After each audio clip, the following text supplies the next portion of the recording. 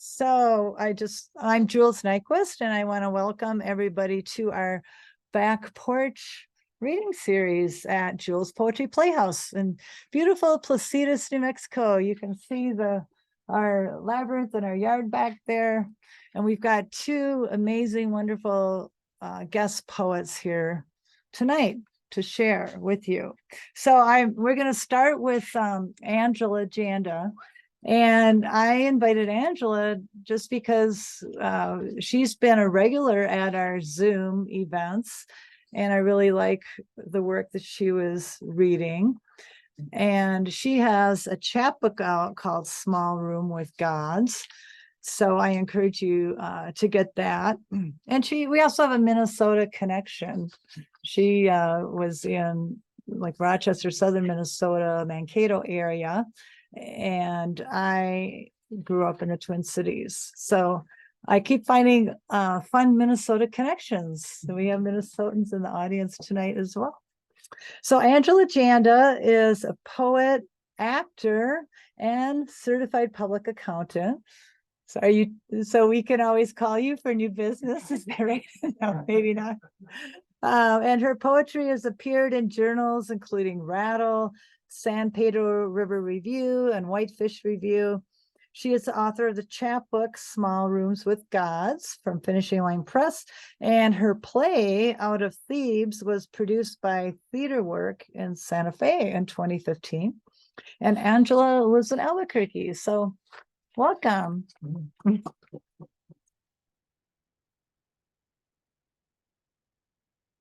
All righty. And as long as you're in there, you're good. Okay. Thank you all for coming out. My name is Angela Janda, and I live in Albuquerque, as Jules said. I haven't done a reading like this in about 10 years, and I can't think of a better place to get started again. So I will start. I have 10 poems for you. And I'm going to start with a birthday poem because it was my birthday last week. Happy birthday. Thank you. Ode to our birthday texts. I wrote, "Happy birthday," sun emoji, at 7:52 a.m. And at 4:46 p.m. he wrote, "Happy 20 years of knowing each other." And after that he wrote, "Thank you for being so kind to me for so many years." Smiley face with the red cheeks. And I didn't heart it, and I didn't write same, and I didn't write wow 20 years, and I didn't write what is your mailing address, and I didn't add songs to the Spotify playlist titled AA, and I didn't open the button-bound notebook, and I didn't read Why I Wake Early by Mary Oliver in his handwriting on the hand-pressed page, and I didn't search my Gmail for both of his email addresses, and I didn't call. I listened to Leonard Cohen, but who can help that? The emoji of two blue shadows holding one another. The word is unrelenting. This is an ode to unrelenting. This is an ode to how it ends and it goes on forever. And this next poem appeared in Mayday magazine just a couple of weeks ago, and there is a content warning in this one for miscarriage. It is beautiful that we exist. This is holy. April, its wavering warmth, that the body makes a body, that the bereavement peace lily from 1-800 flowers out arches its container, won't wither with how little I water. The umbrella plant in its macrame swings, scratching the living room's east wall, snowball bloom of the cherry tree beyond the window. Do you know that every almost child remains, even after, in microchimeric cells within the mother? The mother is a multiple even as she halves. Here's what happened. I lost a baby. It was the length of a thumb to the first knuckle, hardly worth mentioning. Its unmoving body and not fluttering heart lay in the living room of my low abdomen for 19 days after its end. A corpse, a nothing. Little goldfish, little Me. I waited for the hurt that would signal birth. I went to work. I lifted my leggy toddler. I peered at the world through the punch-hole paper of my grief. At last, the bright sun and sharp spear of pain. It was a Thursday. Narrow white tile bathroom, the bend and the push the dog beside me. Cold porcelain of the toilet bowl bottom when I pulled what could not live into the cradle of my palm. My hands in the dirt beneath the lilac. The April dirt, the just warm earth, the squint of spring, kneeling, dirt caked to my shin. How thin, how petal thin our chances. How beautiful that we are. Come in, get a seat. Welcome. So I have two sons. They're 4 years old and 6 years old. And sometimes I feel like life for us right now is just a series of near misses. This is called By Luck Alone, He Is Here. One morning last summer while I was sleeping, my 3 and 5-year-old left out the front door and walked toward the park. Up one side street and across another. Along the sidewalk of Comanche Road where cars go 40, 45 in 2 lanes and arm's length from the curb. Someone saw them and I suppose realized the not quite right of it. Small humans out alone at 6 a.m. I didn't know they were gone until one returned and woke me and brought me to the courtyard where I found 2 pressed lip strangers with his brother. Shortly after, at a public pool, the older one had to be lifted up from underwater by his armpits by a lifeguard after slipping from the end of a slide into a current that kept him down. A tangle of body held in a blanket of blue. The expectation that he would surface, the realization that he would not. My distance from him. I'd rolled over and shut my eyes. It was me who'd encouraged him to slide. Did I know? Should I have known? The whistle. The cold water of the question.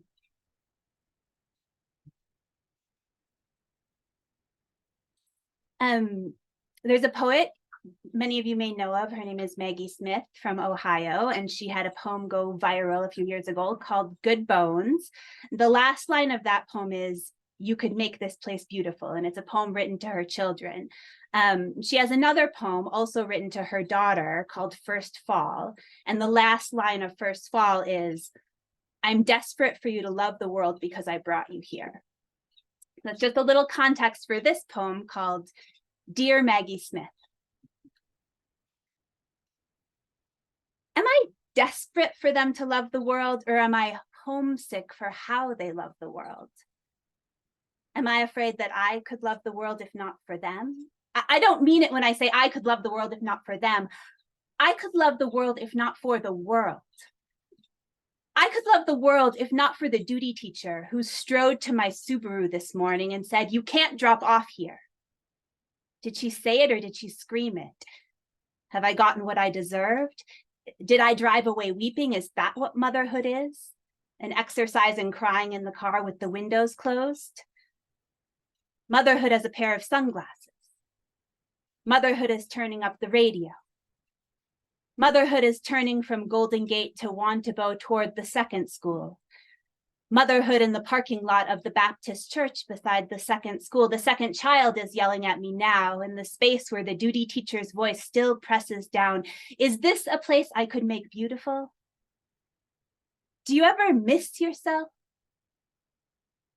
What I mean to say is, I know I am their glass city. I have seen my hands in photographs. I was there on the days they were born. The 2 that lived, the 1 that didn't. The 1 that lived, the 2 that wouldn't breathe. The 1 that stayed, the 1 that was taken and then returned. They are on their way home now. It's 4 p.m. They will come into the house and call for me, jackets sleeving off their wrists. They will run from room to room. Forgive me this poem. Forgive the dark behind this transom window. Forgive my open arms.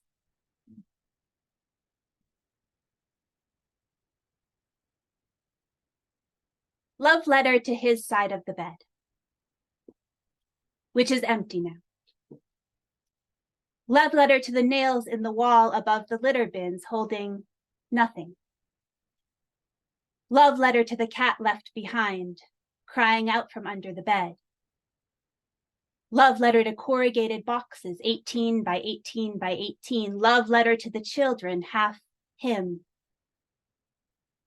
Love letter to the 4th of July night I said, it's over. The open patio door, the fireworks. Love letter to the bee sting and the fish that died. Love letter to the dog and her lack of questions. Love letter to the dog who sleeps on the bed against me, presses as close as possible, and the children in the night who squeeze their mop head bodies between me and the dog, and the pillows that hold our heads and our heads in a row, and how we wake like that together.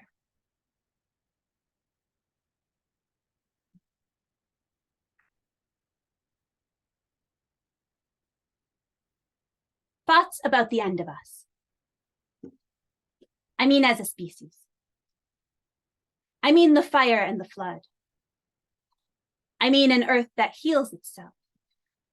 I mean, an earth that heals itself, even if it takes 450 years to decompose the plastic interior palms in the lobby in the Hilton of Stockton, California. I mean, the carpet. I mean, the bar top. I mean, the toilet lid. I mean, the Starbucks cash register. I mean, the capitalist fantasy of infinite growth. I mean, the capitalist fantasy that my children are the workforce of the future. I mean, the Social Security deductions. I mean, the nurses. I mean, the earth will nurse herself of us. I mean, our bodies will become a layer of history. I mean, I read a book about gemstones. I mean, how the first trees didn't decompose, how the first trees were a kind of plastic, how even pollution is made of earth.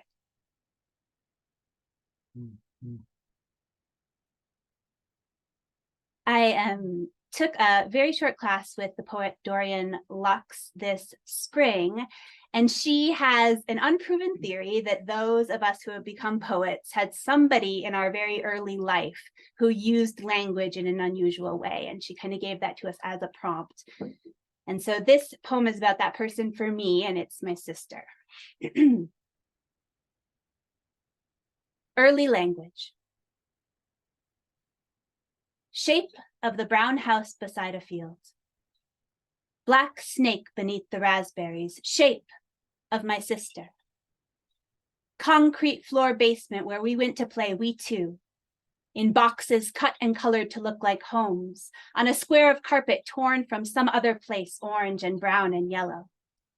Out of nothing, we built worlds. But not of words. Only certain syntax made sense to her. You, me, play. I, dad. You, mom. Go school. You, teacher. Her ears were cupped with plastic parts, peach brown hearing aids. When you are a child, you don't know the questions no one is asking.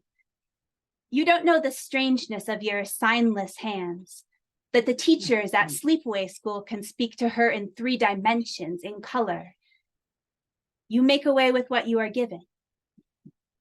A sister who is home, who sits in her small cardboard box and the chair beside you, who says what she says, how she can.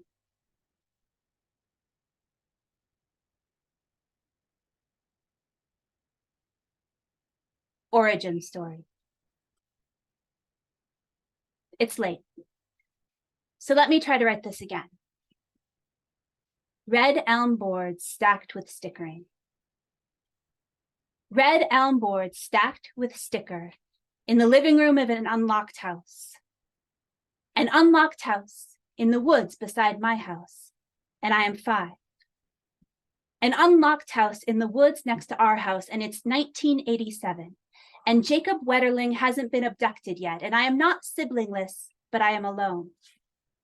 I am alone on 100 acres, unquestioning, because I am so frequently alone. There is a metal shed where the dog lives. There is a row of raspberry bushes my mother didn't want to plant. There's a black snake beneath the raspberries and bronze butterflies at the edge of the field. And I'm not saying it was William Duffy's farm, but it was Pine Island, Minnesota. So perhaps when I, at 5, pull back the screen door of the unlocked house, perhaps I am standing where James Wright stood when he dismounted the hammock and came in for supper, pencil popping against the pad in his pocket. You can see how far afield I am traveling now. Let's pan back to the red elm stacked with sticker in the living room of an unlocked house beside my own, and I am 5. And no one wants to know where I have been. And I climb the stairs past the stack and find 2 rooms. In one room, there is a dresser, and the floor in front of the dresser is giving way. At the doorway to that room is where I become what I am.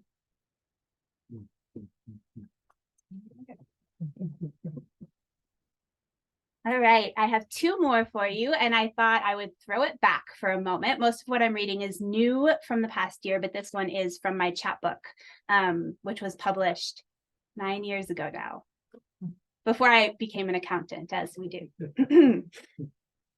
At 4:45, I was feeling lonely. So I went outside to the windswept yard, and beyond that to the wind-tousled outer yard, and found where last night in the moonlight we left 2 sets of boot prints.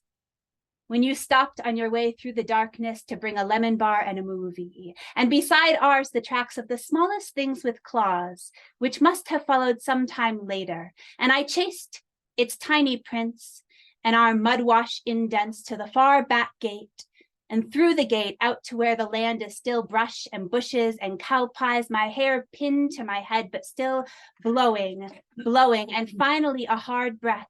And I could see through lonely to the wide open, long blue lines of sunset, moonlit night, the airplanes trailing one another down to tarmac, all those people landing home. And then I thought I would end on a poem of joy, which I rarely dare to write. What you need will find you. I am the sea without salt. My life, which I thought was over, has begun again. The day is lighter than day. Let me tell you what I love. What I love is forgiveness. Let me tell you what I will forgive. I will forgive myself this joy. I will forgive myself the base of the stairs, how I yelled about the milk. I will forgive myself the first marriage and the second. I waited so long for what was mine to find me. You might say, it was there all along. Yes, I am the sea. I am so happy that I will risk earnestness. My house is filled with pieces of my neighbors' houses. For 5 days, my children come to live with me, and then for 5 days, I am alone. Alone is what has found me. You see how we are together. You see how I glow. I don't have any advice about this. Do it wrong as many times as possible. Do it wrong until there is a threshold. Don't move. Let the threshold come. Thank you.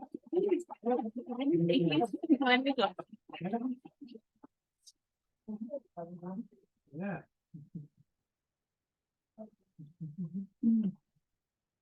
Thank you, Angela. I'm so glad you joined us. I'll have a great discussion later. So our next poet is Elizabeth Cohen. And Elizabeth is a writer, editor, journalist, mama, and dog person who hails from New Mexico. And she's the author of 5 books of poetry, a memoir, a book of short stories, and she co-authored a book about the first Navajo woman surgeon. She holds an MFA in creative writing from Columbia and recently retired from her position as a professor of English at the State University of New York at Plattsburgh. to work on her writing and as a full-time book coach. Her newest book of poems is Martini Tattoo, which was published in 2022 by Alien Buddha Press. Love that name. And, and the book title and the press. And welcome back to New Mexico, Elizabeth. So thanks.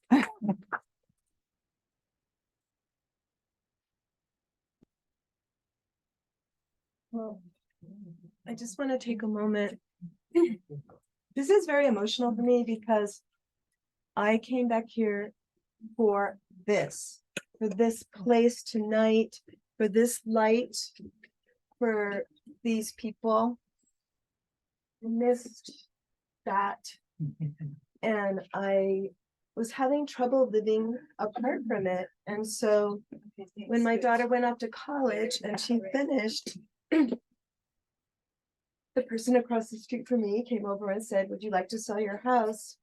And I said yes, because I wanted to come back to this. And thank you so much, Jules and John, because this is exactly right here.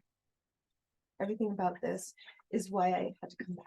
So thank you so much for doing this and making this, and everything you're doing is just so perfect. So I'm gonna actually read tonight. I'm gonna respond a bit to your poems. Because your poems about motherhood really touched me, and it is my daughter's 25th birthday in 2 weeks, 3 weeks. So I've been thinking about her a lot because 25 is a quarter of a century. And you know, one of the things I think about with motherhood a lot is that nobody ever really tells you this, but every 2 years you're with another person, and they're not like that other person, and that other person is gone, and it's actually kind of tragic because they're people that you love. And so it's like you have like 12 people that you love that are gone. And I really miss my daughter when she was 5 and 6 the most, because she was so imaginative. So I'm going to read a poem, a couple poems actually, about her at that time. Recipe for a Girl. Add bananas, Barbies, small purple shoes, chocolate Lucky Charms, they're magically delicious, and juice boxes, endless juice boxes that end up in the juice box graveyard beneath the front seat of the car, in a stew that is sweet and rotten and gooey and syruped and finally putrid and green. This is the smell of a girl, the high, wild stench of a girl. New plastic, rotten apple, a graham cracker in the sun for 2 days. This is the way you love a girl.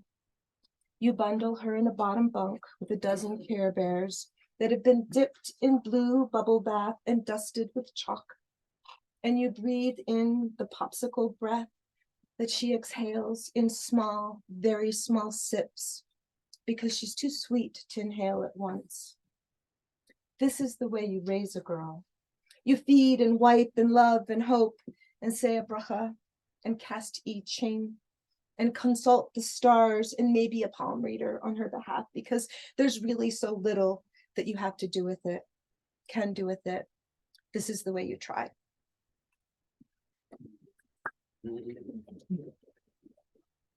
And I have another one about her that I'd like to read.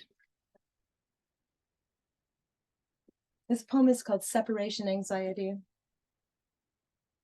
I think she was 4, maybe. My daughter's packing her suitcase to leave. She's going, she says, to the other side of the world. She takes 3 My Little Ponies, 6 plastic starfish, and a stuffed Dalmatian.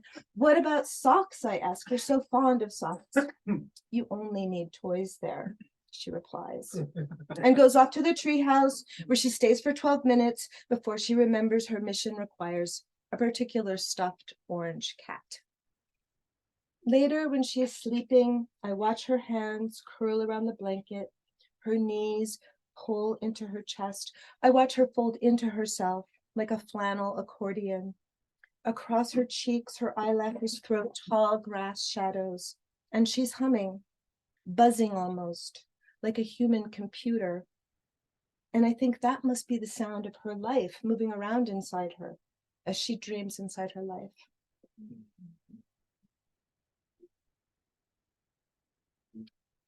And I have like one more little one about her. Actually, I can send it.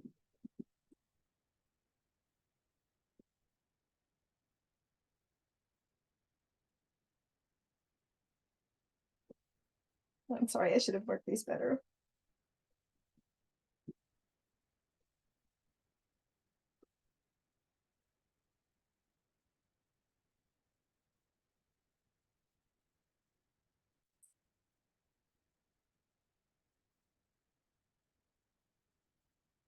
Well, I'm gonna move on to poems about my father. So I took care of my father on my farm near Binghamton, New York for 3 years.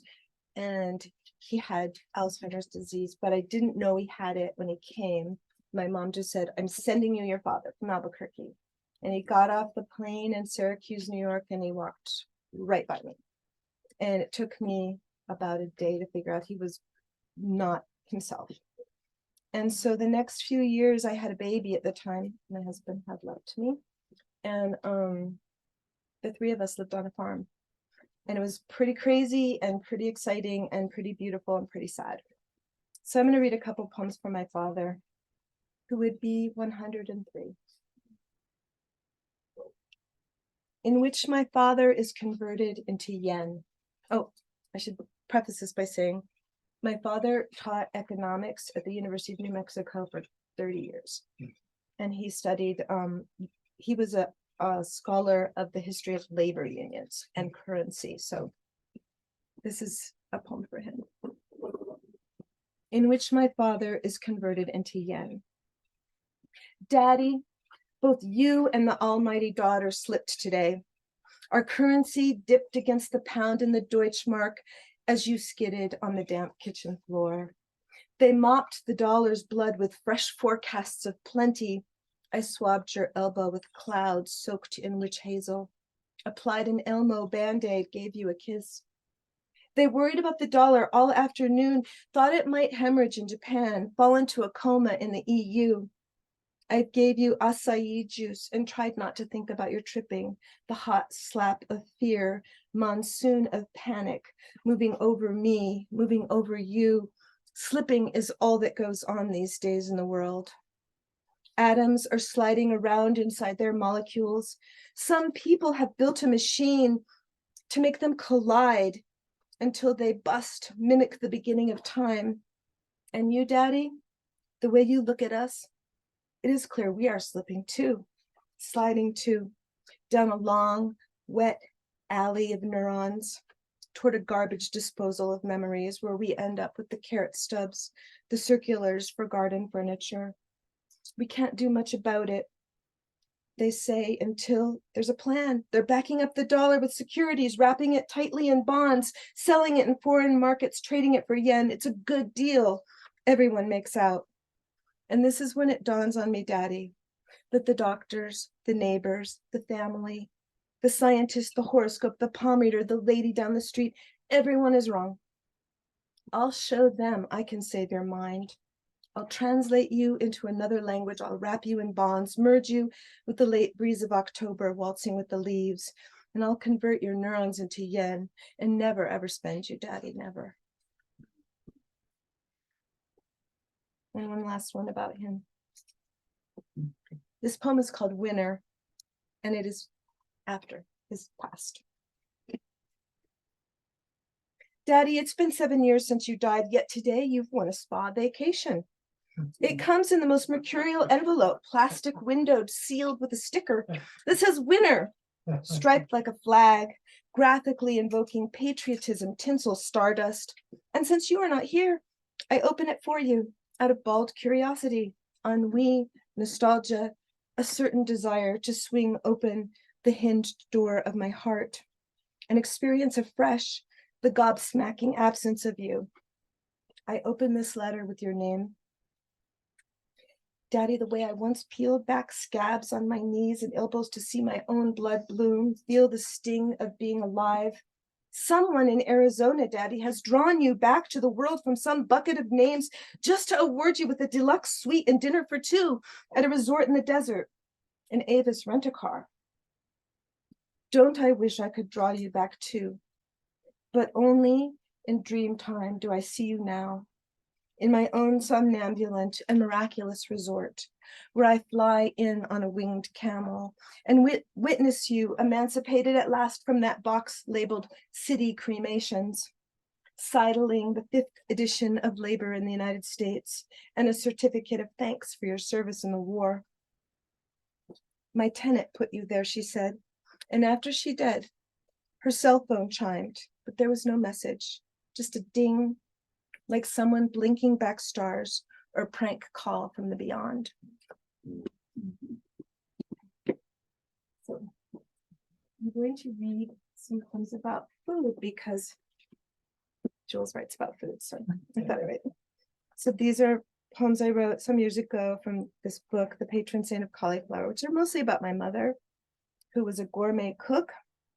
And I grew up in Albuquerque with a gourmet cook for a mother. And we just wanted macaroni and cheese. And she was like, have some coquille Saint-Jacques. Why aren't you eating your dinner? So she was unhappy with this. But, you know, as the time went by, I came to really appreciate her. So these are poems about my feeding of my daughter and her feeding of me. And I'll start with one.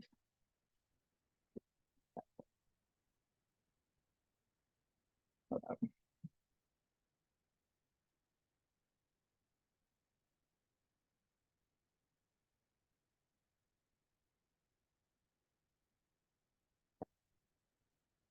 I was not prepared for this reading, obviously.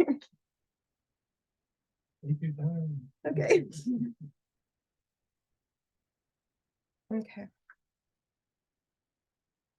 Spell for the right avocado. My mother taught me how to crush a clove of garlic with the heel of my hand and watch the skin fall right off like a bride disrobing, her dress left behind in a heap of tulle. She taught me how to peel a hard-boiled egg perfectly, leaving the smooth skin unblemished and pure, and how to unwind the thick, glossy shawl of the orange, leaving an enchanted swirl. And also how to toothpick a cake, harden sugar, salt, caramel, braise flesh. And because of her mammoth patience, I know how to fruit cake and rum cake and gingerbread and souffle, which is hard. In the grocery store, she would use secret powers to knock on the melons and assess the beans. She was a necromancer of beets, but it was the green, black oval of the avocado that showcased her best sorcery. She could parse the contents with a single touch and split one open neatly, removing its heart like the woodsman in Snow White, who'd been instructed by the witch, bring me the heart. Only in this case, you leave it in there. She said you must leave it in the crushed green flesh of the guacamole, salted and leaved with chopped cilantro and garlic. The seed heart will protect this stew like a charm. Leave it right in there, she said, tossing a pinch of salt over her shoulder. Remove the pit, and before you know it, the whole thing will go black. And this is a poem. So I had to travel a lot when I was a professor to lots of conferences in Minnesota and other places. And anyway, I didn't like it much, but I did like the airports because you could eat junk food and feel okay about it because, you know, you're in an airport. So this poem is called The Cinnabon. All hail the Cinnabon, stewing in its juices of fructose and butter substitute. Large and multifaceted, it can be smelled throughout the mall, which along with the airport is its chosen habitat. We line up for it all the way to American Eagle, and some days past the candle shop and nail place. Everyone's so excited to pay for this carbohydrate bomb. All hail the Cinnabon, spelled so cutely to evoke the primal spice and what? Bon ton, bon ami, bonjour, bon vivant. It's a name so full of happiness. You can buy them by the 6-pack in their own special box. I bought one of those once and brought it to an office party in Vestal, New York, where the beleaguered troops of the newspaper industry gathered to finger bathe in dextrose, enjoy something they would never purchase but would certainly eat, because why not?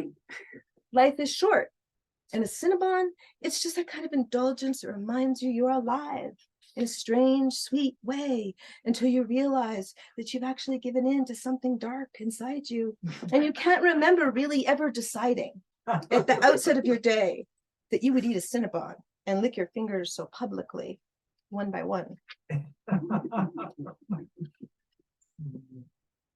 And there's one more from here. Sort of a sexy poem. The Artichoke. This poem has a quote at the beginning from Joan Rivers. Every time you make someone laugh, you give them a small vacation. The artichoke is laughing at you, my friend, the way you're working away, pulling off its clothes, nibbling at its elbows and knees, like the sex-starved, like the lonely, like the ones whose desire compels them to ridiculous measures. It's embarrassing. And all that work, even scraping away with your bottom teeth like a Neanderthal version of yourself, only brings you to this smallest core of intensity, this little orgasm of flesh that comes in a strange grass skirt that your mother told you never to eat. Her dark warning, beware that shift of angel hair, the fuzzy part. The artichoke always leaves you wanting more, left in the green mess of its clothes, spread all around in the places you ate, in the places that you left them in your rush. You've eaten, but barely. The amount of calories you've expended is at least twice what you've consumed, working away at the spiked leaves, narrowing inward for days like a Russian nesting doll, directing you straight to the heart, that you discover is nothing like a heart, but rather a yellow mashup of leaf meal concentrate, a tenderness. The artichoke has a stand-up act on Thursday nights in the market where it recounts the whole story of your drooling anticipation, your sweat equity, the whole of your investment toward that acquisition of the precious, fibrous heart, barely a mouthful, then gone. Wait, one more. This is about my daughter again. Who? My daughter. Yeah, when she's little, and she used to have a lot of friends over. So this poem is called Goulash. I'm preparing for the end of the world again, which is to say I'm making goulash, which is to say I'm mixing up everything left over from the week and slapping it with a fancy Hungarian name, which is to say I'm tired. I'm planning to feed my daughter and her 3, maybe 4 friends this concoction because I've convinced myself it's better than peanut butter toast, which is to say I'm cleaning out the refrigerator, which is to say I like to see them eat. I add in a few wands of asparagus, the last of the noodles, and cheese, always cheese, because everyone knows children love cheese, and I love children eating cheese, their small mouths opening and closing over and over so predictably, the way every day becomes a night eventually.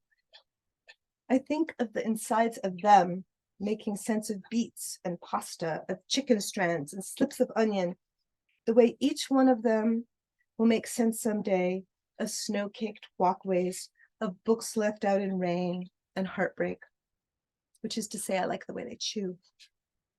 Someday they will encounter bullies. They will feed their own parents soup and possibly hold someone's hand as they die. They'll have many paper cuts, which is to say they will bleed. But for today, they will eat my goulash, which is what I call this stir-fried everything. I like to think I'm feeding them a few ways to prepare for the end of the world, which is necessary these days, which I have to say makes me sad, which is to say I know too well they'll need more than all their beauty to get by. And have I gone too long? Sure. I don't keep track. Okay. I wrote this book Birdlight because I love birds, and there's people on this planet that just love birds. My friend's dad was one. We just can't, like, I have a tree in my backyard. I call it the pollinator tree, but it's really the bird tree, and it has like 5 bird feeders, and I just literally start every day by going out there and looking at them. Yeah, we have quail. I saw them. Yeah, they're like running. They're so adorable. I know. They got the baby. Oh, the babies are like, yeah, I saw some pea chicks the other day, which are basically tiny little peacocks. And they were- Okay, so this, I'm gonna read a couple of poems about birds, or maybe just a couple, two.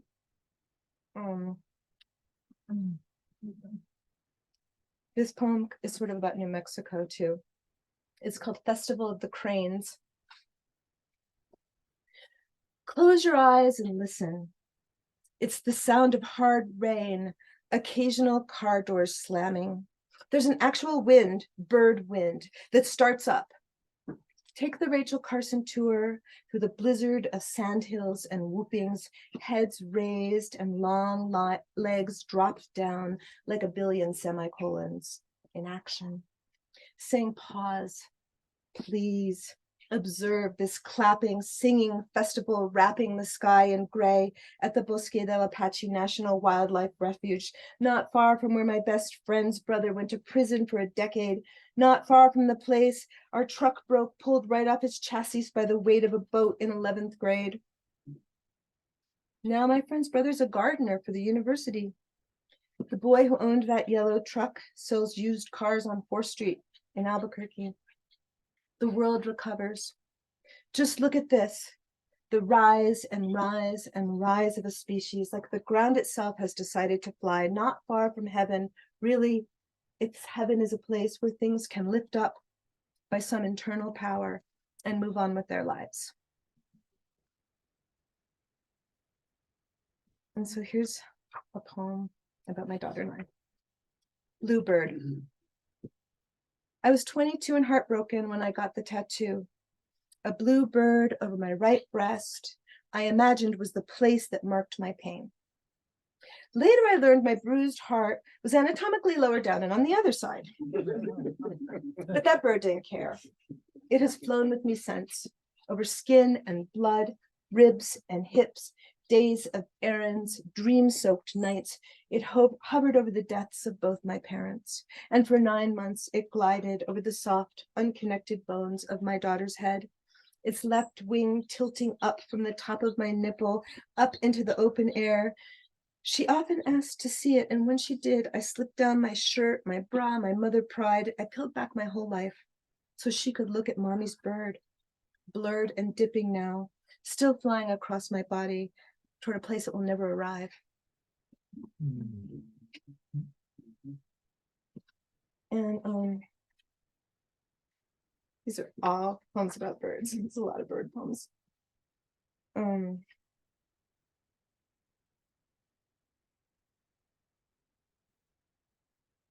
The afterlife of birds. I had a dream that I was dreaming. And in the second dream, I was pierced by an arrow you shot in the first dream. But then I had a third dream without arrows or bows, or all that ruby blood that spilled from me. And the third dream was a dream of beautiful dancing, in which there was abundance of white birds, like the largest snowflakes falling to the ground. And you said, did you see it? And I said, yes, what a lot of geese. But you said, no, I meant my arrow, the one I killed you with, the one that's now transported you to an afterlife of birds.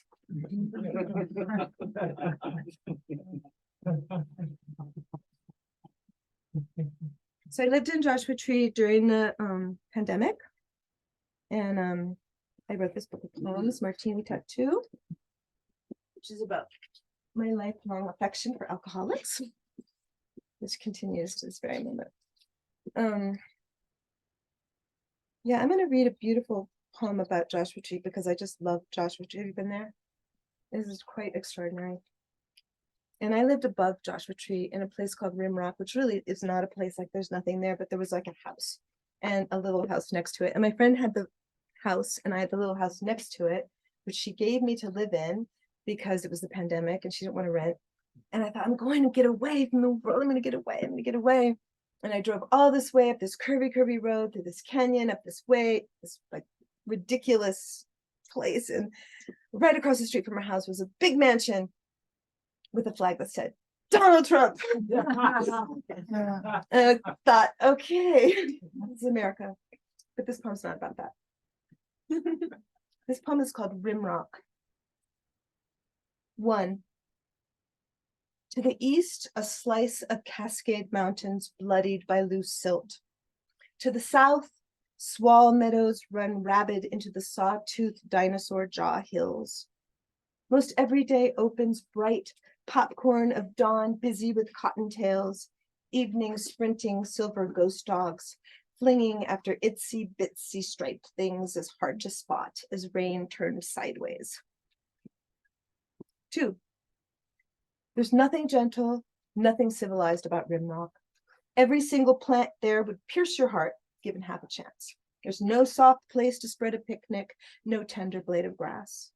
The Joshua trees rise like medieval morning stars. They're 500 years old and do not care about drought or heat or frost or you.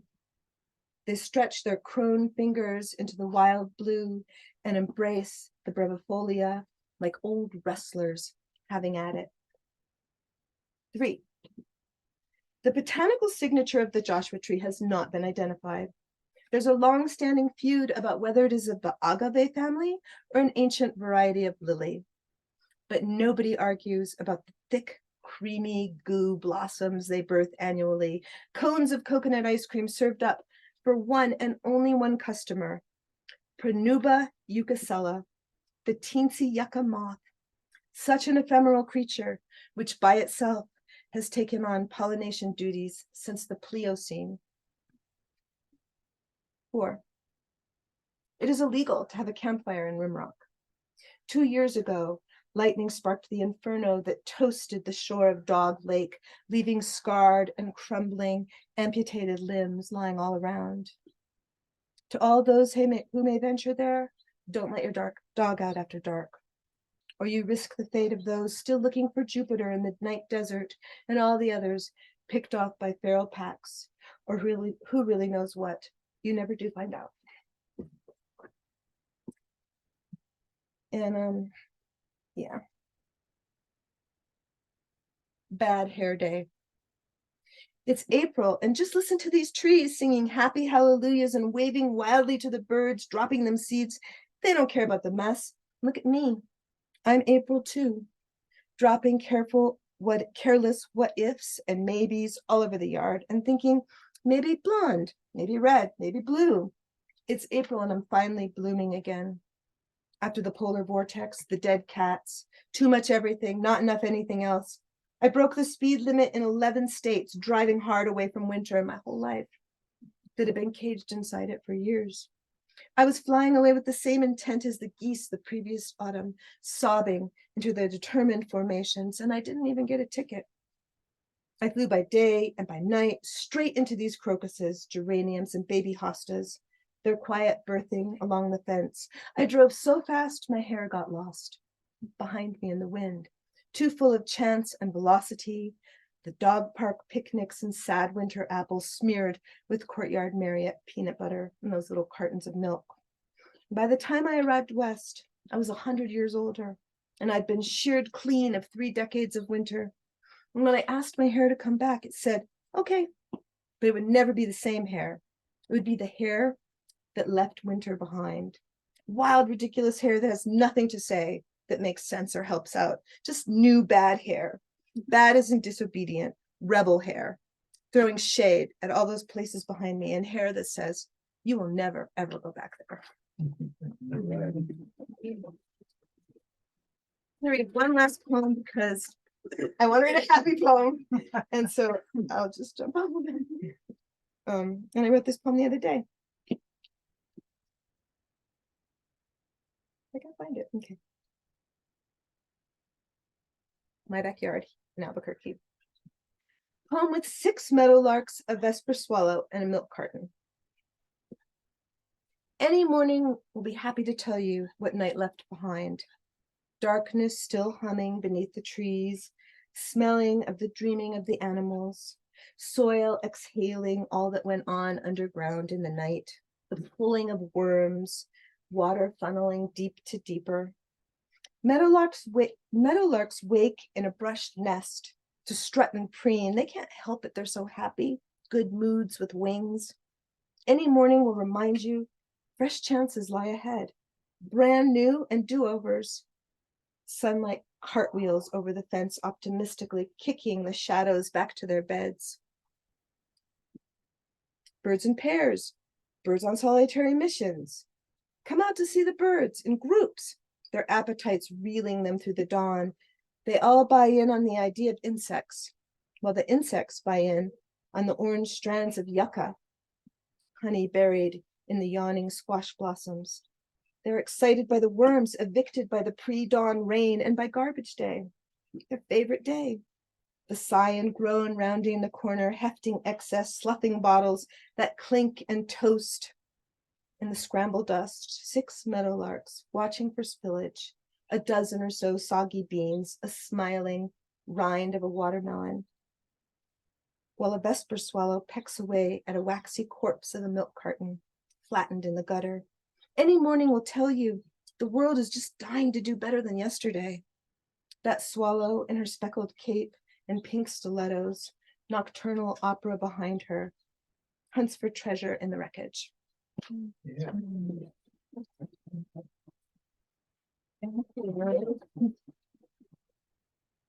Thank you both, Angela and Elizabeth.